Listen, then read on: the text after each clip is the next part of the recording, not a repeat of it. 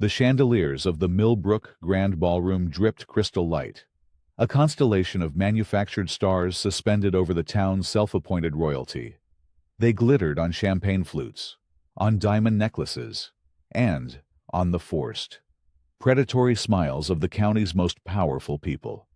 Jasmine Washington, 8 months pregnant and radiant in a custom-designed gown of immaculate white silk, moved through the throng with the serene grace of a ship navigating treacherous waters. The gown, a masterpiece of architectural draping, was a statement, a declaration that she was not merely an appendage to her husband, the new sheriff, but a formidable presence in her own right. She was Jasmine Washington, AIA, an architect whose name was already beginning to carry weight far beyond the gilded cage of Millbrook. As an architect, she saw the world in lines, structures, and load-bearing truths. She saw the ballroom not as a space of celebration, but as a carefully constructed set piece, soaring Corinthian columns masking steel supports, intricate plasterwork hiding modern wiring, a veneer of classical elegance over a core of cold, contemporary function. The same was true of the people. Their polished exteriors, the bespoke suits, and couture dresses were facades for ambitions and insecurities as rigid and unforgiving as any steel frame. Her husband, Sheriff Daniel Washington, stood by her side, his hand resting gently on the small of her back. He wore his dress uniform, the dark fabric and gleaming brass a stark, honorable contrast to the sea of tuxedos. He was a good man, a strong man, but he was an outsider here, and Millbrook's elite treated him with a cloying, superficial politeness that was more insulting than open hostility. They had moved here from Atlanta 2 months ago, a calculated escape from the ghosts that haunted the city, a fresh start for their growing family in a town that promised tranquility. The promise was proving to be a lie. The annual Vance Foundation Charity Gala was the apex of the Millbrook social calendar, and its host, Arthur Vance, was the town's undisputed patriarch. He was handsome in a severe, old money way, with silvering hair and eyes the color of a winter sky. He commanded the room with an effortless gravity, his every gesture a subtle display of power. He was the chairman of the foundation, the head of the town council, and the owner of half the commercial real estate in the county. His family had not just built Millbrook, they owned it, body and soul. Jasmine felt his eyes on her throughout the evening. It wasn't the appreciative glance of a man admiring a beautiful woman, nor the curious look for the sheriff's new wife. It was something else, analytical, cold. It was the look of an engineer assessing a structural flaw, searching for a weakness to exploit. And now, the MC's voice boomed. It is my distinct honor to introduce the man whose generosity makes this all possible, our town's greatest benefactor, Mr. Arthur Vance. A wave of sycophantic applause washed over the room. Vance ascended the stage, his smile a carefully calibrated instrument of charm. He spoke of community, of tradition, of the values that made Millbrook a bastion of American prosperity. His words were smooth, polished stones, skipping effortlessly across the surface of a deep, dark lake. Then, he raised his glass. "I'd like to propose a special toast," he began, his gaze sweeping the room before landing, with surgical precision, on Jasmine, to newcomers, to those who join our little family here in Millbrook, hoping to make their mark. A murmur of approval went through the crowd, and a special welcome to Jasmine Washington, wife of our new sheriff. He paused, letting the silence hang. "We understand your family has a history in public service, a rather zealous history, I'm told. We certainly hope you bring a different kind of architectural vision to our town, one of building bridges, not tearing down old foundations." The air crackled. It was a perfectly crafted insult, delivered with a benevolent smile. The reference to her family was a poisoned dart, its meaning lost on most, but aimed directly at her heart. Daniel's hand tightened on her back, a silent offer of support. But Jasmine did not flinch. She simply met Vance's gaze, a cool, unreadable calm settling over her features. Vance descended the stage, the crowd parting before him like the Red Sea. He made his way directly to Jasmine and Daniel, his champagne flute held aloft. "Mrs. Washington, Sheriff, I do hope my little jest wasn't out of line. We old-timers can be a bit territorial about our history." "Not at all, Mr. Vance," Jasmine replied, her voice as smooth and cool as marble. "History is something to be learned from." "Precisely," Vance said, his smile widening, but it never reached his eyes. "Which is why we must be so careful not to repeat its mistakes." He leaned in slightly, as if sharing a confidence. "Welcome to Millbrook." And then it happened, with a movement that was both shockingly abrupt and exquisitely slow. Vance's arm jolted, the crystal flute tipped, and a cascade of dark red wine arced through the air, splashing across the pristine white silk of Jasmine's maternity gown. A collective gasp rippled through the onlookers.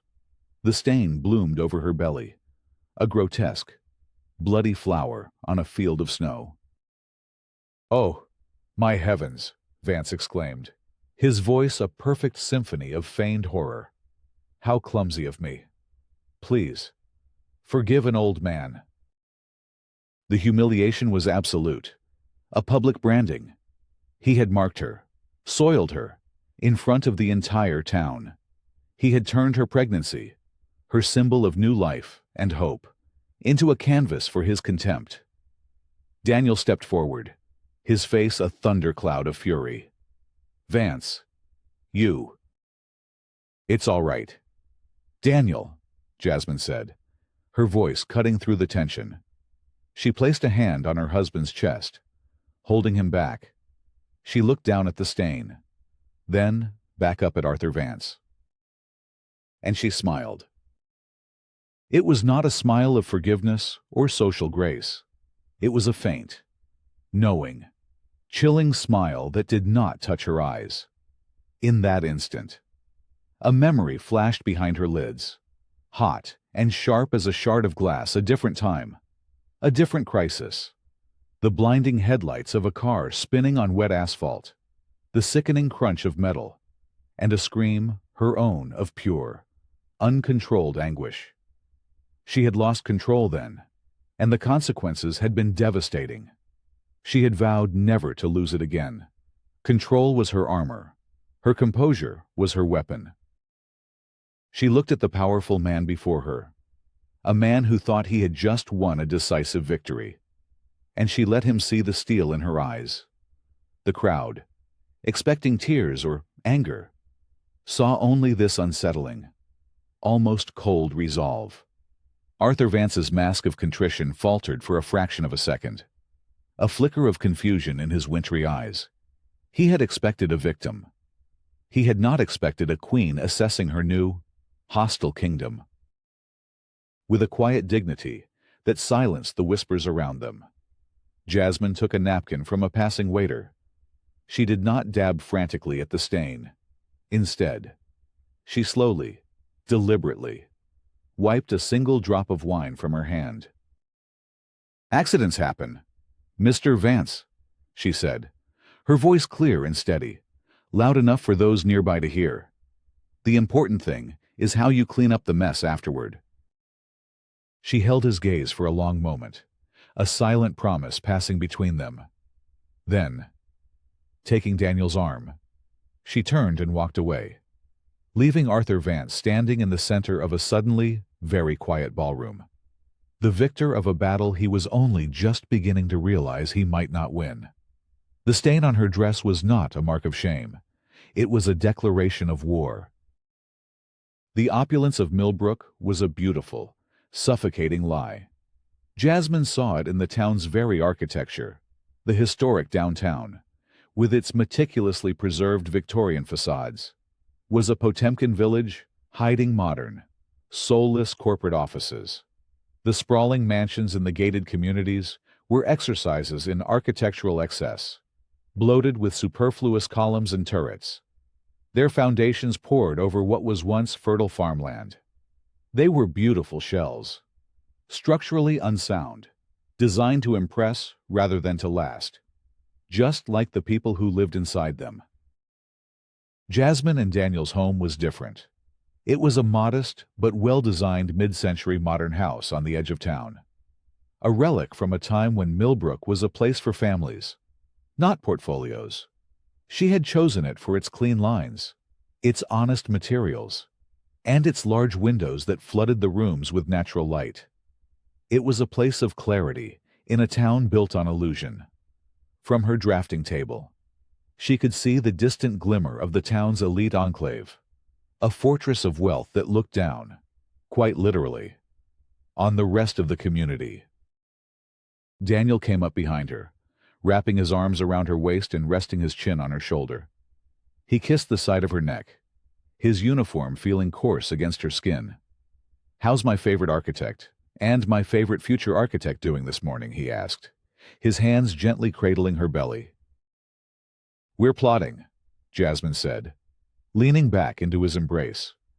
"We're designing a world with fewer Corinthian columns and more structural integrity." His smile faded as he looked at the dry-cleaned gown hanging on the back of her office door. The cleaner had done their best, but a faint, ghost-like shadow of the wine stain remained, a permanent reminder of the previous night's assault. "I'm sorry about last night, Jazz. I should have done more. I wanted to knock him into next week." "No," she said, turning in his arms to face him. "You did exactly what I needed you to do. You let me handle it. That was Vance's mistake. He thinks a public spectacle is a weapon. For me, it's a stage. He just handed me the spotlight." Daniel looked at her, his brow furrowed with a familiar worry. He had seen her like this once before, in the aftermath of the accident in Atlanta. After the initial, shattering grief had subsided, it had been replaced by a focused, diamond-hard resolve that had both awed and frightened him. It was the part of her that had meticulously dismantled the insurance company's report, proving their parents' car had been tampered with, a finding the police had dismissed as the fantasy of a grieving daughter. "This isn't just about a spilled drink, is it?" he asked softly. It was never about the wine, Daniel. It was about the toast. "A zealous history," he said. "He knows who my father was."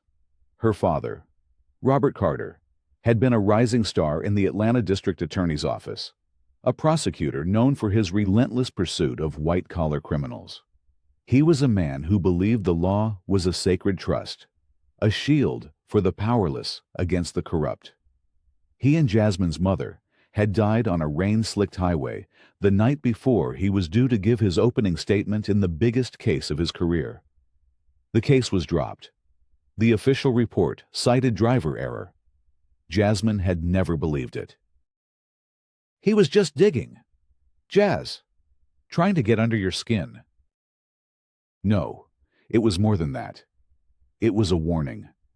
She ran a hand over her belly. "We came here to escape all that, to give this baby a peaceful life, away from the ghosts." "And we will," Daniel said fiercely. "This is my town to protect now. Vance and his old guard may not like it, but I am the law here. He's not going to get away with intimidating my family." But Jasmine knew it wasn't that simple. Daniel's struggle was a quiet, insidious war fought in budget meetings and policy reviews. He was trying to reform a department that had operated as the private security force of Millbrook's elite for decades. Every proposal for community outreach or updated use of force policies was met with passive resistance and veiled threats from deputies loyal to the old ways, loyal to men like Arthur Vance. He was chipping away at a mountain with a teaspoon. Vance wasn't just a man. He was an institution, his roots sunk deep into the town's bedrock. As if on cue, the doorbell rang. Daniel went to answer it, returning a moment later with a large, elegantly wrapped box bearing the insignia of Millbrook's most expensive boutique. "It's from Vance," he said, his voice tight. Inside, nestled in a bed of tissue paper, was an absurdly expensive cashmere baby blanket, the color of cream. Tucked into its folds was a heavy cream-colored card, embossed with the Vance family crest. Jasmine picked it up, her fingers tracing the raised emblem. Vance's handwriting was a confident, sharp script, the ink a deep, blood red.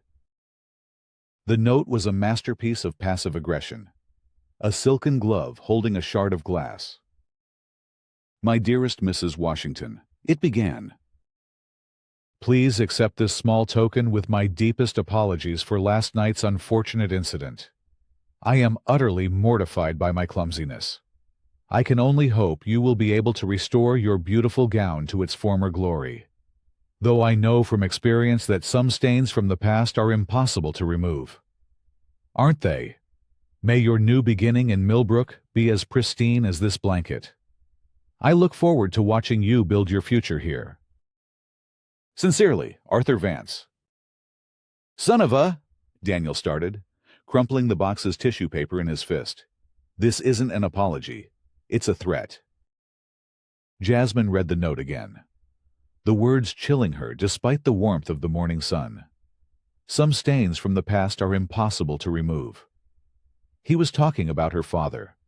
He was telling her that he knew, that he remembered, and that her presence here was an unwelcome reminder of a history he considered settled. "I look forward to watching you build your future here." It was a challenge. He was daring her.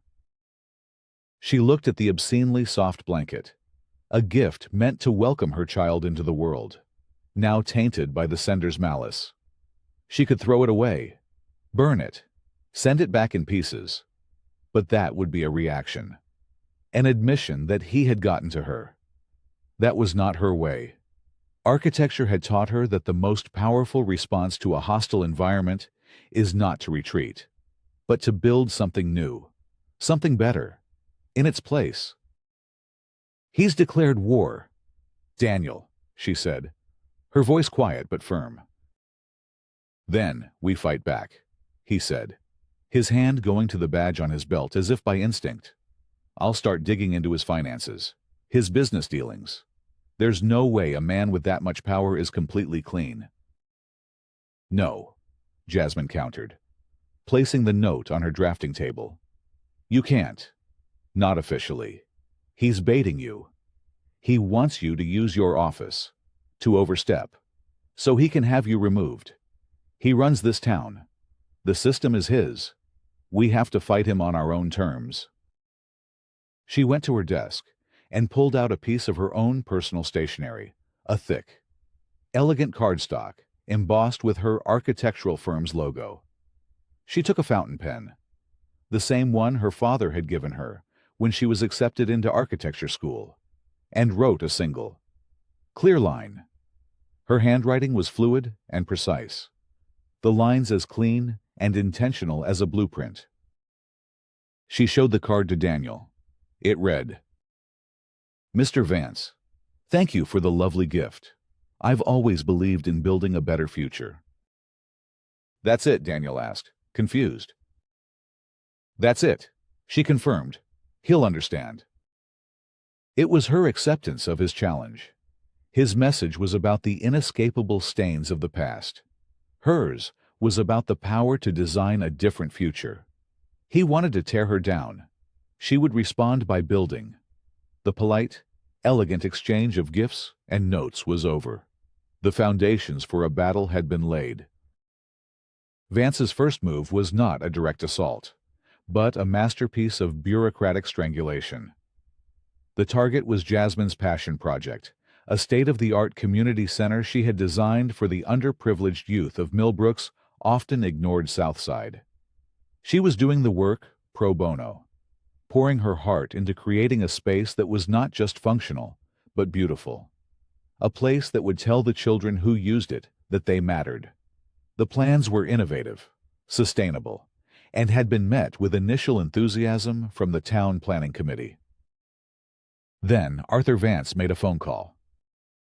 The first sign of trouble came in the form of a zoning variance denial, a century-old, obscure regulation regarding public use buildings adjacent to historical districts was suddenly unearthed and strictly enforced. The regulation was nonsensical, a relic of a bygone era, but it was on the books. Jasmine spent a week redesigning the entryway and setback, a frustrating but manageable hurdle. She resubmitted the plans. 2 weeks later, the town council, on which Vance sat as chairman, called an emergency session. The agenda to review the environmental impact of the community center's proposed greywater recycling system. It was the very system that had been lauded as a model of green design just a month prior. Now, council members, their faces grim with feigned concern, spoke of potential groundwater contamination and the unknown effects on the local watershed. Their arguments were baseless, fueled by a study commissioned overnight by a consulting firm that, Jasmine discovered with a few clicks, was a subsidiary of Vance Properties. The project was stalled indefinitely. Pending further review, it was a slow, sterile, soul-crushing execution by 1,000 paper cuts. There were no fingerprints, no overt threats, just the silent, grinding gears of a system controlled by one man. Jasmine sat in the sterile, wood-paneled council chamber, listening to the disingenuous debate, her hands resting on her belly. She felt a cold fury building inside her, but her face remained a mask of professional calm. She saw the other members of the council: a car dealer, a real estate agent, a retired banker, all of whom owed their success in some way to Vance. They wouldn't meet her eyes. They were puppets, their strings pulled by an invisible hand. After the meeting, as Jasmine was packing her briefcase, a young woman approached her. She was in her late 20s, with sharp, intelligent eyes and an energy that seemed too restless for the sleepy town of Millbrook. "Jasmine Washington," she asked, extending a hand. "Maya Reyes. I'm a reporter for the Millbrook Sentinel." Jasmine had seen the Sentinel. It was a sleepy local paper, mostly concerned with bake sales and high school football scores. "That was a masterclass in political theater in there," Maya said, gesturing back toward the chamber. "Vance killed your project without ever saying your name." Jasmine studied the young reporter. There was a hunger in her eyes that she recognized. "You think so?" "I know so," Maya said, lowering her voice. "I've been covering this town for a year. Nothing happens here without Arthur Vance's blessing, and he has a particular talent for crushing things he doesn't like. Quietly." "And why would he not like a community center for children?" Jasmine asked, testing her. Maya gave a short, cynical laugh. "Because it's your community center. I was at the gala. I saw what he did. That wasn't an accident. And this," she nodded toward the chamber doors, "isn't about zoning laws." She pulled a small notebook from her bag. "I think there's a real story here. Ms. Washington. A story about how power really works in this town. But I can't write it without a source. Someone on the inside." Jasmine was wary. In Millbrook, it was impossible to know who was truly independent and who was simply another pawn in Vance's game. "What makes you think I have anything to say?" "Because you're the first person I've seen stand up to him and not flinch," Maya said simply. "He's trying to bulldoze you, and you're still standing. That makes you a story. If you're willing to talk, I'm willing to dig. Off the record. For now. I just want to know where to point my shovel." Jasmine considered the offer. Daniel's official channels were blocked. She was fighting a ghost in the machine. A journalist. Especially an ambitious one who felt as much of an outsider as she did. Could be a powerful ally. She needed someone who could navigate the town's labyrinthine political minefield. Someone who knew where the bodies were buried. "All right, Ms. Reyes," Jasmine said, making a decision. "Let's talk." She had tried to build something beautiful for the town. Now that they had stopped her, she would start digging into its rotten foundations instead. The attacks were too precise, too personal. It wasn't just business. Vance's opposition to the community center had a vicious, obsessive quality that went beyond a simple power play. He wasn't just trying to stop her. He was trying to erase her.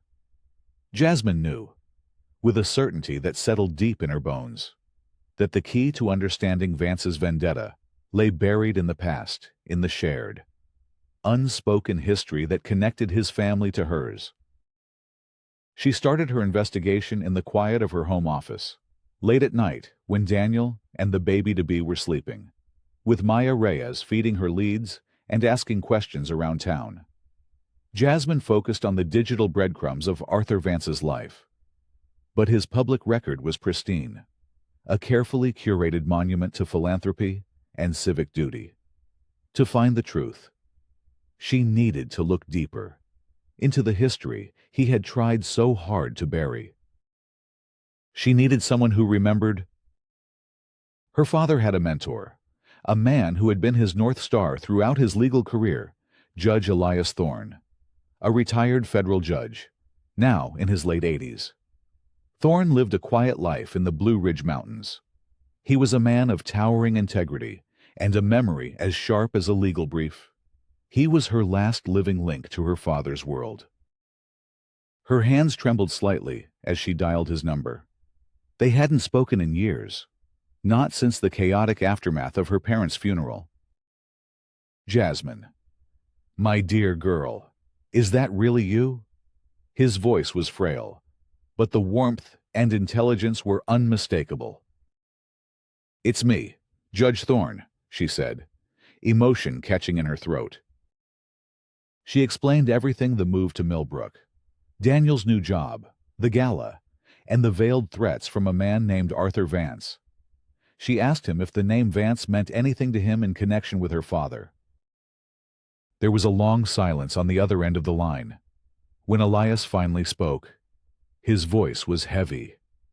"Vance," he repeated softly. "Arthur Vance Sr. Not the son. The father. Robert was going to put him away for the rest of his life. It was the biggest case of his career, a massive real estate fraud scheme. He called it the architect of ruin. The man built a financial empire on fraudulent appraisals and shell corporations, bankrupting hundreds of working-class families." Jasmine felt a chill crawl up her spine. "What happened to the case?" "It died with your father, Jasmine," Elias said sadly. "Robert was the only one who truly understood the intricate web of deceit Vance Sr. had woven. All the key evidence, the star witnesses, it was all tied directly to him. The night of the accident, he was at his office, preparing his opening statement. He called me, excited. He said he'd found the smoking gun, the one piece of evidence that was undeniable.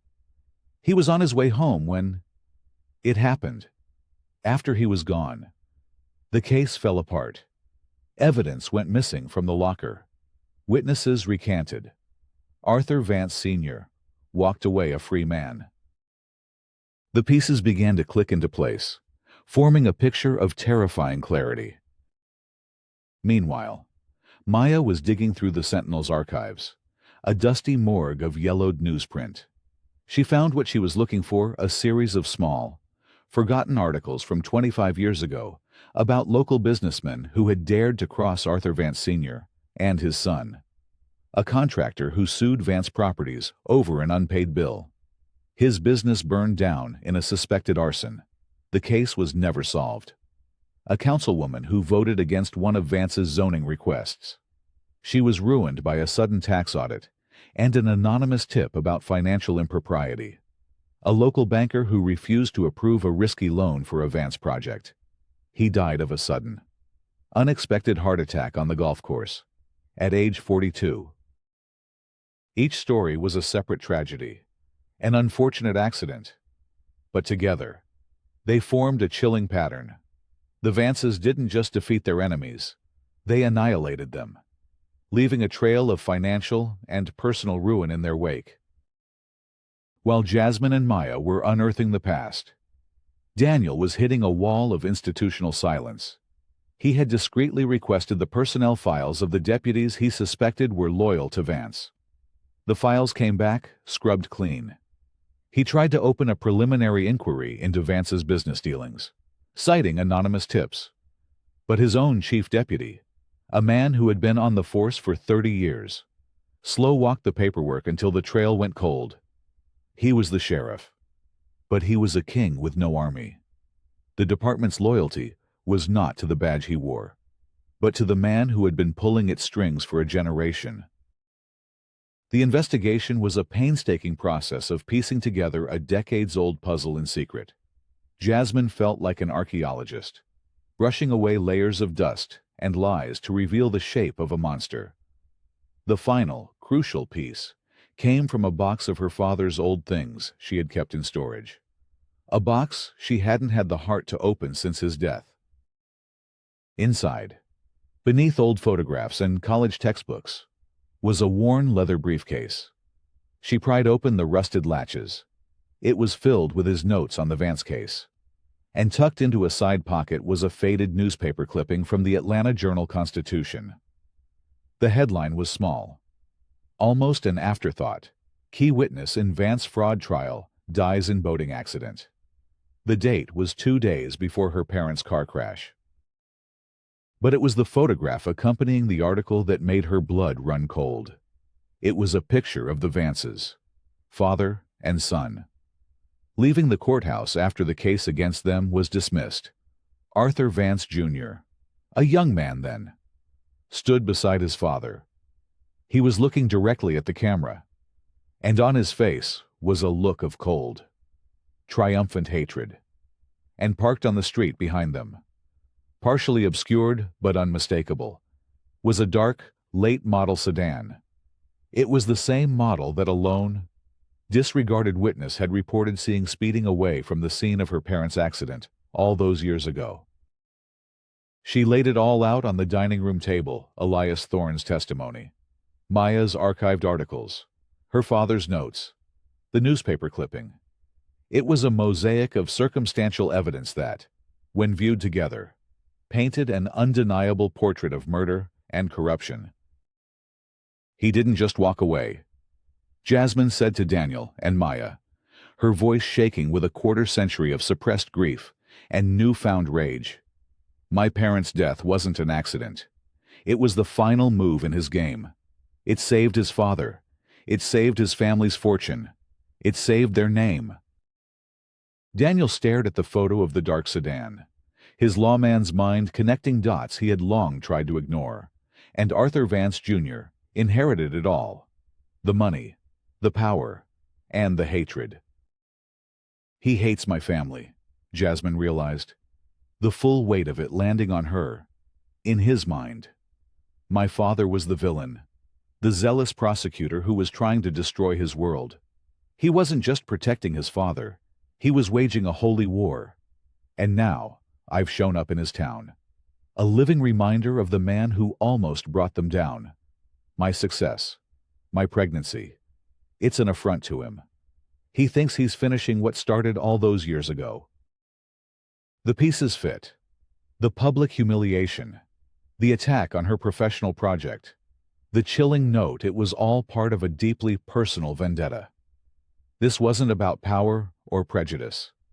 This was about revenge. Arthur Vance was trying to complete the destruction of her family, to erase the last vestige of the man who had dared to challenge his. Maya, ever the journalist, was already thinking 5 steps ahead. This is huge. It's a monster of a story. But it's all circumstantial. The car, the timing, it's suggestive. But it's not proof. A good lawyer would tear it apart. To take him down, you need something concrete. His smoking gun. My father said he found one. Jasmine remembered. her mind racing back to her conversation with Elias. The night he died, he told Elias he had found the smoking gun. The one piece of evidence that was undeniable. It must have been in his briefcase. The one the police returned to us. She looked around the room, a frantic energy seizing her. The briefcase from the storage unit. His notes were there. But there was no single, explosive document. "Wait," she said, her eyes widening. She went back to the old leather briefcase, running her hands over the worn interior lining. Her fingers caught on a loose thread at the bottom. She pulled at it, and a section of the lining peeled away, revealing a hidden compartment. Inside was a single sheet of paper, a carbon copy of a bank transfer ledger. It showed a payment of $200,000 from a Vance subsidiary shell corporation to a man named Marcus Thorne. The memo line contained a single, chilling phrase, "asset liquidation." The transfer was dated the day after her parents' death. "Marcus Thorne?" Daniel asked, reading over her shoulder. Jasmine's mind reeled. Elias never mentioned a Marcus, but her father's notes had Marcus Thorne, a disgraced ex-cop, a private investigator known for doing off-the-books work. He was also the lead police investigator on her parents' car crash, the same investigator who had ruled it an accident. This was it, the smoking gun, proof that Vance had paid off the lead investigator. It was the key to unlocking everything. Vance must have had eyes everywhere, a network of whispers that reached him from every corner of Millbrook. He learned of Jasmine's investigation, of Maya's questions at the town archives, of Daniel's quiet inquiries at the sheriff's department, and he escalated. His counterattack was swift and brutal. He didn't come after Jasmine directly. He went after Daniel, targeting the one thing he knew she would do anything to protect her husband's integrity and career. It began with an anonymous tip to the state's attorney general, a detailed, convincing complaint alleging that Sheriff Daniel Washington was using his office to run an illegal protection racket, extorting money from local businesses. The complaint was supported by a dossier of fabricated evidence-doctored photographs of Daniel meeting with known criminals, forged bank statements showing illicit deposits into an offshore account, and sworn affidavits from business owners who had been coerced by Vance into lying. An internal affairs investigation was launched, a formal inquiry that effectively stripped Daniel of his power. He was placed on administrative leave, forced to surrender his badge and weapon pending the outcome. The man who had been the symbol of law and order in Millbrook was suddenly a pariah, a suspected criminal in his own department. The deputies who had resisted his reforms now looked at him with triumphant scorn. His office was sealed, his files confiscated. Vance had turned Daniel's own department against him, using the very mechanisms of justice to perpetrate an injustice. The strain on their marriage was immediate and immense. The dream of a peaceful new beginning had become a nightmare. Their home, once a sanctuary, now felt like a bunker under siege. "We have to stop. Jasmine," Daniel pleaded one night, the stress carving new lines into his face. "You have to stop digging. He's going to destroy us. He's going to destroy this family before it even begins. This is not a fight we can win. If we stop now." "He's already won," Jasmine shot back, her own fear and anger making her voice sharp. "He's doing this because we're getting close. This is a desperate move.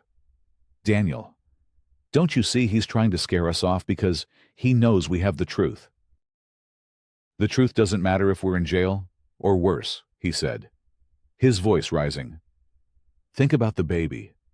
Jazz, I can't protect you if I'm disbarred and disgraced. We need to cut our losses, leave this cursed town, and start over somewhere else." "Leave." The word was a slap in the face. "And let him get away with murdering my parents. Let him destroy your name and your career. No. I will not run from this man. My father didn't run from his father, and I will not run from him. The rift between them was a chasm of fear and principle. He saw the pragmatic need for survival. She saw the moral imperative for justice. The man she loved, her partner, her protector, was asking her to lay down her sword, to abandon the memory of her father. The weight of her past and the fear for their future pressed in on her from all sides. Vance's attack had been more effective than she could have imagined. He hadn't just threatened their careers.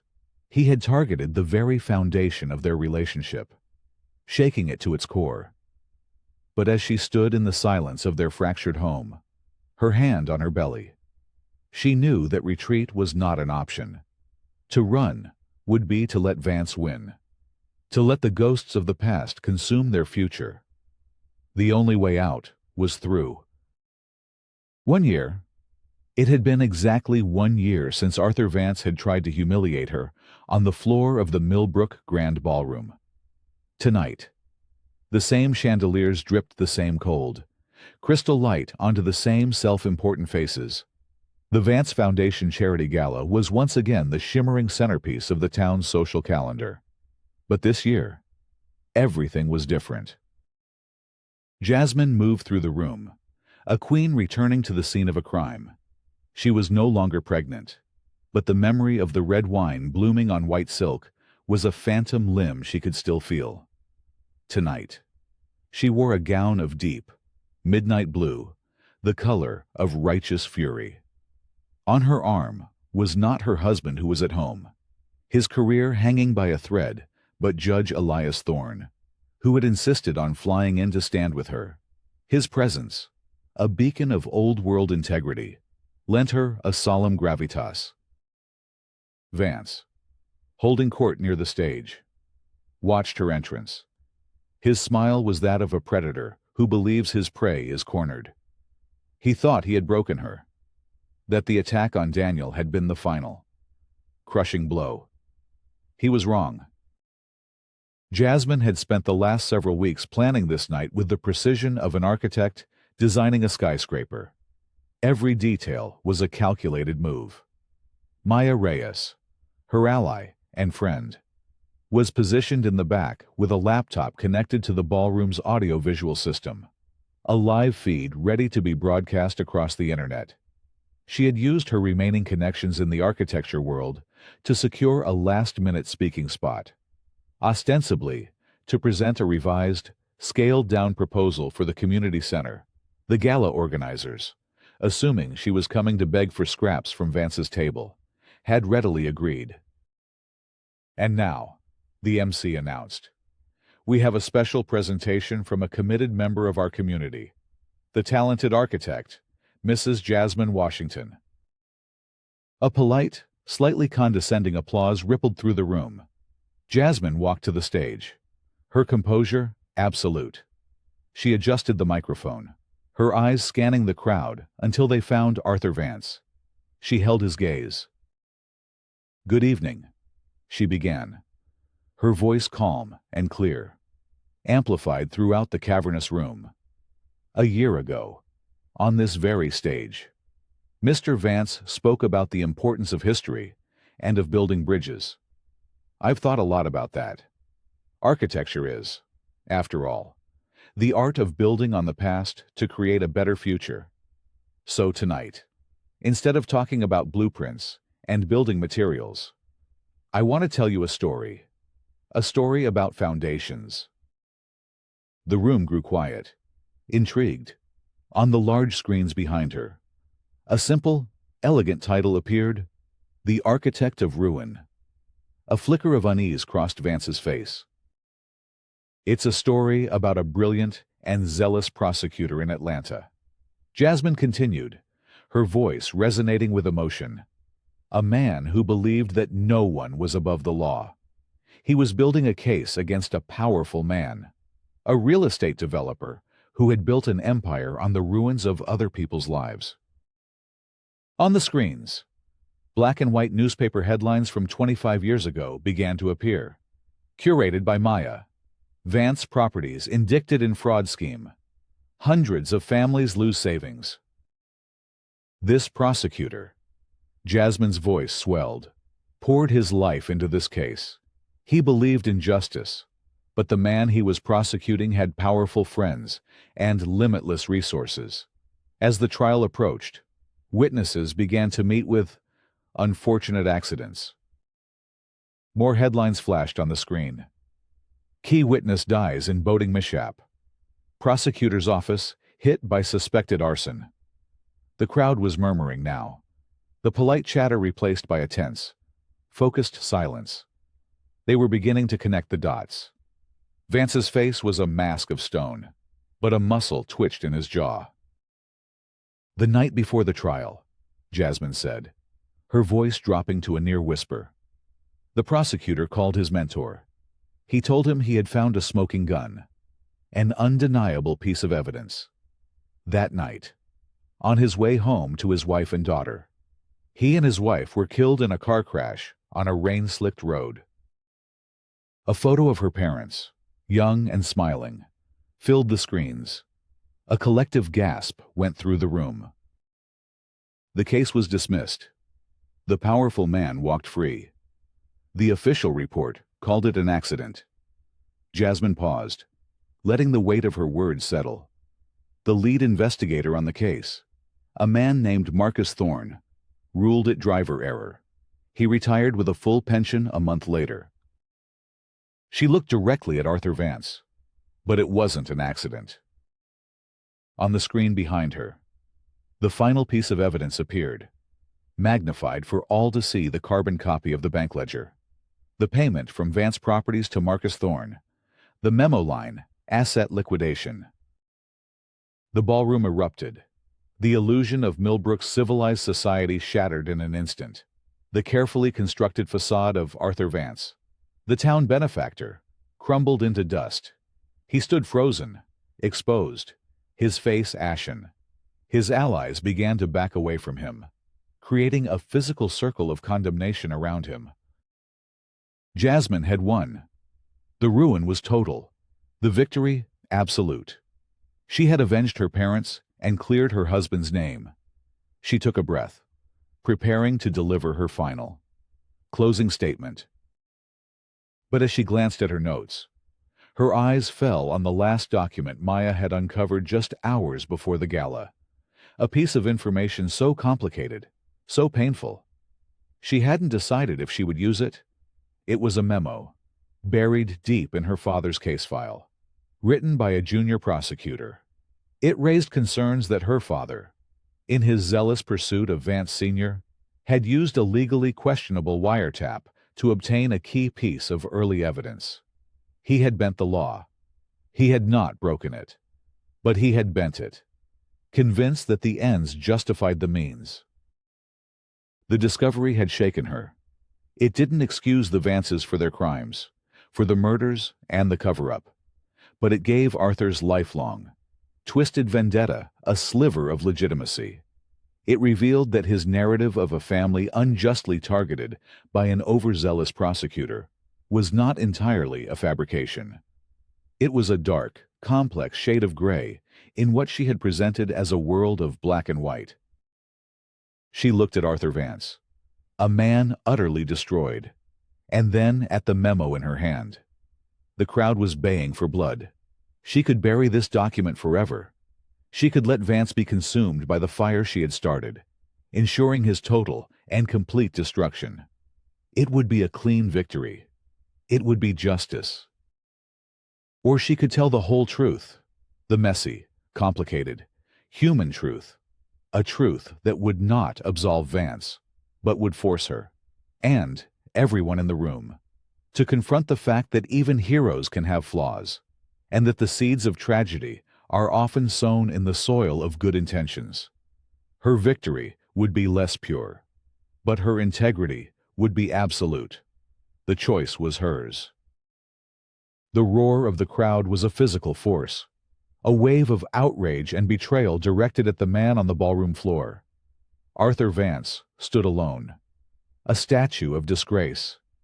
Jasmine held the microphone. the silence of her pause amplifying the tension in the room. In that moment, she was the most powerful person in Millbrook. She held Vance's fate, and the town's collective memory, in her hands. She looked at the memo, at the evidence of her father's flawed crusade. He was a good man, a great man, but he was not perfect. To hide this truth now would be to build her victory on a lie of omission, to create a flawless myth of her father, a myth as false as the one Arthur Vance had built for himself. Her father had taught her that the law was a sacred trust.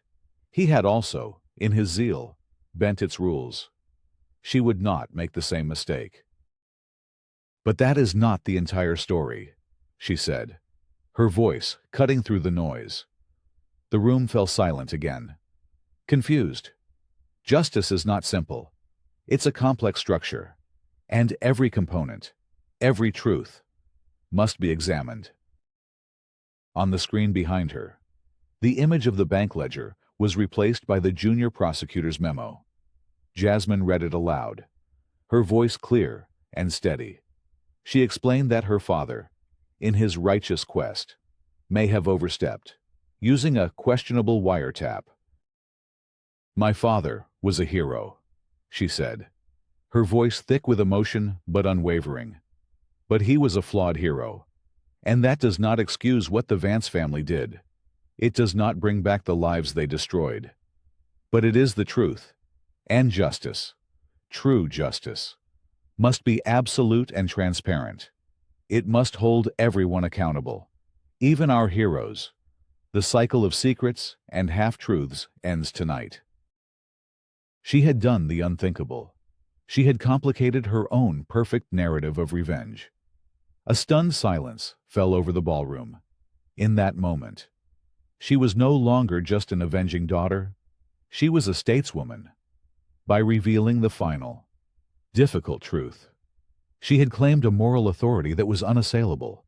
She had chosen integrity over a flawless victory. The aftermath was swift. Vance didn't say a word. He simply turned and walked out of the ballroom, his former allies and friends parting before him as if he were a leper. The spell was broken. His power, built on decades of fear and illusion, had evaporated in the space of a 10-minute speech. The state attorney general, who was in attendance, approached Judge Thorne and Jasmine immediately. "Ms. Washington, on behalf of the state, I apologize. The investigation into your husband is terminated, effective immediately. A new, formal investigation into Mr. Vance will begin tomorrow morning." The media frenzy was instantaneous. Maya Reyes's live broadcast had gone viral. By morning, the story of the Millbrook Gala was the #1 headline on every national news network. Arthur Vance was not just a local disgrace. He was a national symbol of corrupted power. Later that night, Jasmine returned home. Daniel was waiting for her on the porch, watching the flashing lights of news vans down the street. He had seen the whole thing on Maya's live stream. He wrapped her in his arms, holding her tight. "You were magnificent," he whispered into her hair. "I have never been more proud of you in my life." "I was so scared." "Daniel," she confessed, the adrenaline finally leaving her, replaced by a profound exhaustion. "Scared I would fail. Scared I would become him." "You told the truth, Jazz," he said, pulling back to look in her eyes. "The whole truth. That's what makes you nothing like him." He gently touched the faint shadow of the wine stain on the gown from the year before, which she had kept hanging in her closet as a reminder. I guess some stains do come out after all. Their relationship, tested and strained, was not just repaired. It was reforged, stronger and more profound than before. They had faced the monster together and survived. Weeks turned into a month. Arthur Vance, facing a mountain of federal charges ranging from conspiracy and obstruction of justice to accessory to murder, was a broken man. His assets were frozen. His political allies had publicly disavowed him, and his family name was now synonymous with disgrace. He was arrested quietly, at dawn, at his sprawling, empty mansion. In Millbrook, the power vacuum he left was filled by a new sense of civic purpose. The town council members who had been his puppets resigned in shame. A special election brought in a new generation of leaders who were committed to transparency. Their first official act was to unanimously approve Jasmine Washington's original, uncompromised design for the South Side Community Center. Daniel, his name and reputation fully restored, was reinstated as sheriff with the overwhelming support of the community. He began the hard, necessary work of rebuilding his department, implementing the reforms he had long championed. The old guard was gone. The groundbreaking ceremony for the community center took place on a crisp, sunny autumn afternoon. The entire town seemed to be there. The families from the South Side, the new town council, Daniel in his crisp uniform, Maya Reyes with her press credentials, and Judge Elias Thorne in the front row. Jasmine stood at the podium, a single shovel adorned with a blue ribbon resting beside her. She looked out at the crowd, at the hopeful faces of the children who would soon have a safe and beautiful place to learn and play. When I first designed this building, she began, I saw it as a structure of hope. But over the past year, it has come to mean something more. It has become a symbol of the truth that we, as a community, can build a better future on even the most broken ground. She paused, taking a deep breath. This project will be fully funded. My family has filed a civil suit against Arthur Vance. Every penny of the settlement money will go directly into building and endowing this center, ensuring it serves the children of Millbrook for generations to come. A wave of applause swept through the crowd, but Jasmine held up a hand. She wasn't finished. This was her final architectural statement, the one that would define her legacy in this town. This building is about breaking cycles, she said, her voice ringing with conviction. The cycle of poverty, the cycle of neglect, and the cycle of revenge. That is why this center will not be named for any one person. It will be named the Washington Vance Center for Community Renewal. A shocked silence fell over the crowd. To put her name next to the name of the man who had tried to destroy her, who had a hand in her parents' murder, was an act of radical, unbelievable grace. She explained, It will be named for my father, Robert Washington, who fought for justice, and it will be named for Arthur Vance Sr., as a permanent reminder that no one is above the law and that a community is strongest when it chooses to rebuild, not to destroy. This is not an act of forgiveness. It is an act of empowerment. We are taking the wreckage of the past and using it as the foundation for our future. The cycle ends here. We are choosing to build. With tears glistening in her eyes, she stepped away from the podium, picked up the shovel, and plunged it into the earth. The sound of the steel blade breaking ground was sharp, clean, and final. It was the sound of a new beginning.